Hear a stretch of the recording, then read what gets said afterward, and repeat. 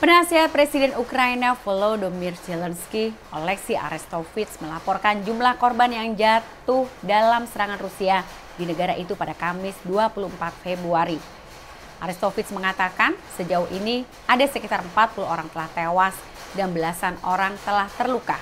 Namun ia tidak merinci lebih lanjut apakah korban termasuk warga sipil. Sementara itu Zelensky mengatakan pihak berwenang Ukraina akan menyerahkan senjata kepada semua orang yang bersedia membela negara. Zelensky mendesak semua orang yang dapat membela negara untuk datang ke fasilitas perakitan Kementerian Dalam Negeri.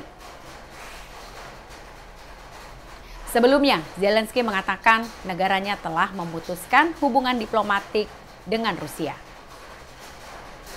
Setelah ia diserang, ia mengumumkan keputusan untuk memutuskan hubungan dengan Moskow pada hari Kamis setelah meluncurkan serangan udara dan rudal besar-besaran ke tetangganya dan juga pasukan Rusia terlihat meluncur ke Ukraina.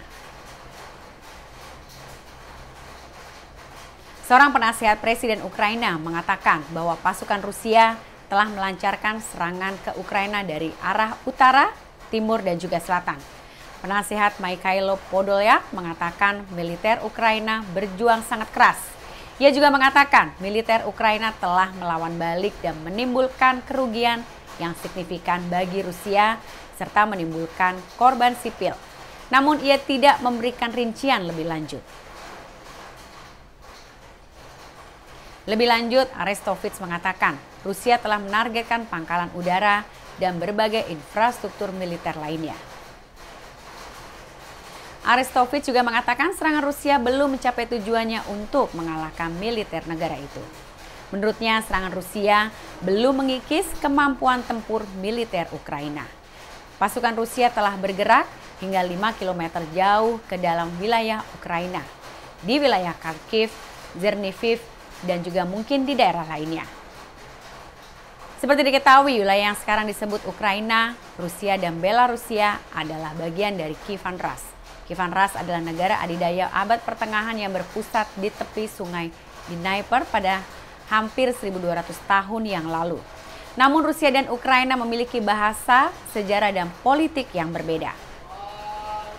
Putin pun telah berulang kali mengklaim bahwa Rusia dan Ukraina adalah satu bagian dari peradaban Rusia yang juga mencakup negara tetangga Belarusia. Sementara itu, Ukraina menolak klaim Putin tersebut. Ukraina mengalami dua revolusi pada 2005 dan 2014. Keduanya menolak supremasi Rusia. Ukraina malah mencari jalan untuk bergabung dengan Uni Eropa dan NATO atau Pakta Pertahanan Atlantik Utara. Hal tersebut membuat Putin menjadi sangat marah dengan kemungkinan adanya pangkalan NATO di perbatasannya jika Ukraina bergabung dengan aliansi tersebut. Sebab NATO adalah aliansi militer yang didirikan lantaran persaingan blok barat dengan Uni Soviet dan sekutunya pasca Perang Dunia Kedua. Anggota NATO diisi oleh negara-negara sekutu Amerika seperti Inggris. Konflik Rusia dan Ukraina sebenarnya telah terjadi sejak tahun 2014. Saat itu Ukraina menggulingkan presiden yang pro-Rusia yakni Viktor Yanukovych. Pelengseran Yanukovych menyebabkan konflik dalam pemerintahan Ukraina yang terbagi menjadi dua golongan, yakni pendukung Uni Eropa dan pendukung Rusia. Putin pun menggunakan kekosongan kekuasaan untuk mengambil Crimea dan mendukung pemberontakan dari golongan separatis atau pendukung Rusia di Provinsi Tenggara Donetsk dan Luhansk.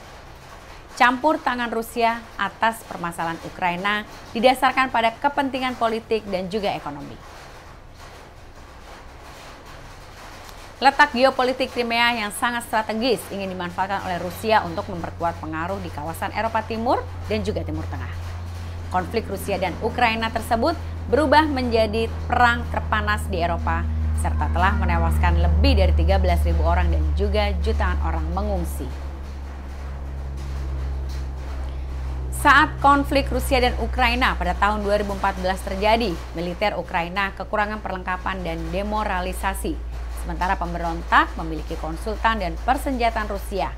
Namun pada konflik Rusia dan Ukraina saat ini, Ukraina jauh lebih kuat secara militer dan juga ribuan sukarelawan yang membantu mengusir separatis siap untuk melakukannya lagi.